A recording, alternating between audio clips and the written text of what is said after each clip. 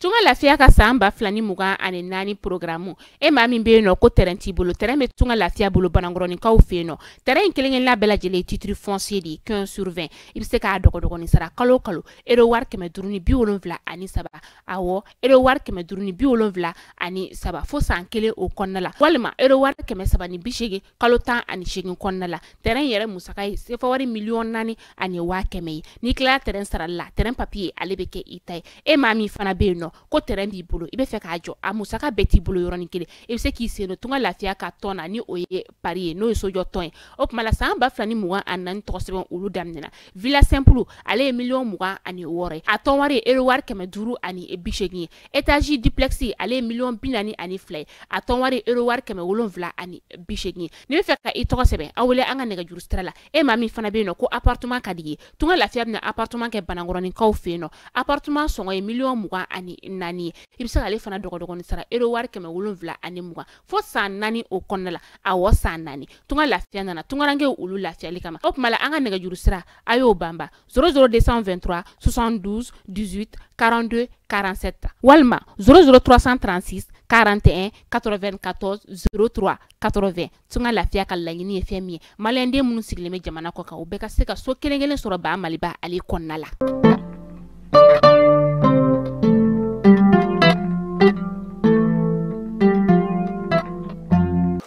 Foli oni wale nyuma ndombi awye amnu soxnendo anani wakati na mali kuna foni bulalo siro fe jen fanta alina ni fe ama fo o bismillah ka kuna foni akeneka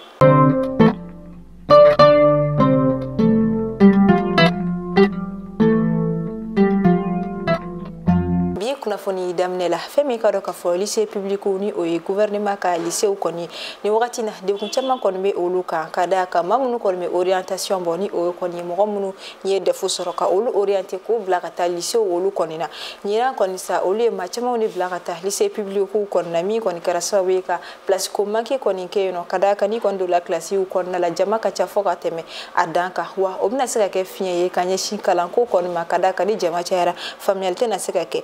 nani atakala je kalaban koro lycée public o koni fara foga teme adanka ni koni de kumba e kosobeni abina finya ba koni bla feme kalo ka fonyina uluka jabi nyuma usoro li konna kada ka familialité na sekake inafo ma bere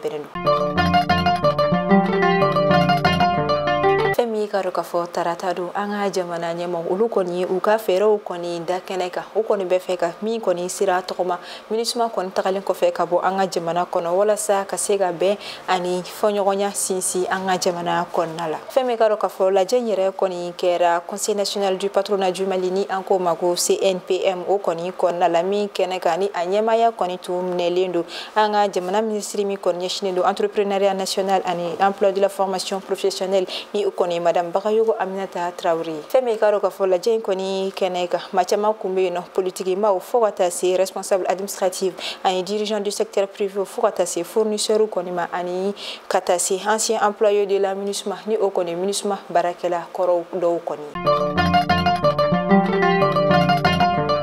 anga jamana ba malba ina fo farafina jamana wero ni wakati na olu kon me de kun chama kon na la mi kon metalike la kana balia o yere kon na keren yala ore kon yi sin fe anga jamana nyama kon yi programme kura kon yi sigi senga wala saka bara nyonya kon yi sinsi anga fama oni ja anda fe jamana wero mun kon me de kun kelen kon na la olu ni nyokonche wala sa ubeseka ukala nyunu kon sabati chugo mina kadaka ube kon ngala yini kelen aklina wi kelen ore kama alam sadu décembre kalo kle wolo vla samba fla ani mo wan saba femi karo au Centre pour la gouvernance du secteur de la sécurité ni Ankomako de Kafou. Pour attaquer commissariat de la réforme du secteur de la sécurité. Olu koni barara kon bolamin kon menateme comité consultatif de sécurité des communes du district de Bamako au Konfe.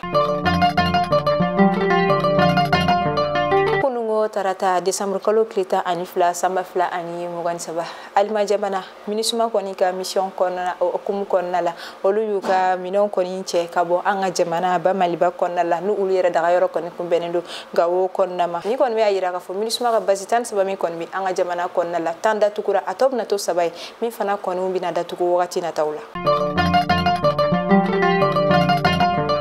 Sibirido décembre kalo kile konoton samba fla ani mugani saba nege kanyinani wakati 4h du matin femi kado ka fo groupement antiterroriste de la police nationale ni en commun GATPN kasangani olu konga patrouille do koni olu koni bingani kela mafla koni mine munu koni tume moto la femi kado ka fanga police la ka koni tegeke ni bingani kela flala muguchi koni boli kofe kadaka ayira ka fo ku u kon bora sotiba konnare koni fo kelalen kofe u ka opération konna kuma mina uye adon ka foko policier de kon be uko uye marfa kon bo ka muguchi koni damne me ka do ka fo filitigla ko kon sera ka seba ya soroka nga uko ni mado jokina ulami koni tara kata quartier mal la frogelu ulu konna Sola kado ale koni minena senunka olu feno ni ale shikon metijo sambi saba ani duru boyanguna abe wati bo dimsen na kado koni tunni kokuma koni folani ale shibe san saba bonyankola ni denyere koni tunna denkulike rodo koni la kalabankura kaw olu feno ni akera novembre kalo klita an duru temeni samba fla ani muga ani saba mi koni kofe den tunni fa kontara plainte kon déposé brigade de protection de mères et de l'enfance au konna mi kofe olu koni recherche koni sigi sinka wala sa kaseka adonde koni tara famille fe kasangani novembre kalo kile muga ani duru samba fla ani mugon saba mado koni ye muswe ni yoro mina ale iteliaka den koni falaka o wele ka afo o nyanani o fana ye police la ka o koni wele ka kuna fonia da o kuloka o kera mige o fana ibuli ka jaw sigi sinka ka muso koni yoro nyine ka ayi feme ka ka foko den yoro koni nyada afaka abulla ka giri ka da afaka musola ka koni minela kuma mi sorola ada kono o konde ko ale den chien kadaka akadi ale ko ale den chien kanundila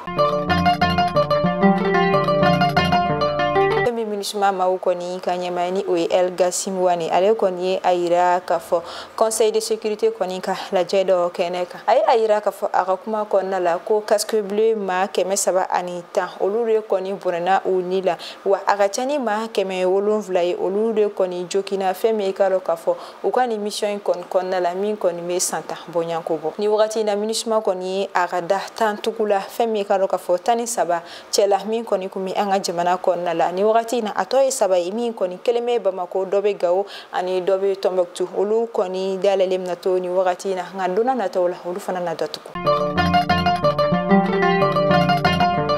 anga jamana français fanga nyama colonel Assimi Goïta ale koni yira feme karo kafo Cour suprême ka audience solennelle du rentrée des cours le tribunal 2023-2024 koni kenaka ni nyina tem koni côté dore ko justice et citoyenneté dans le nouveau Mali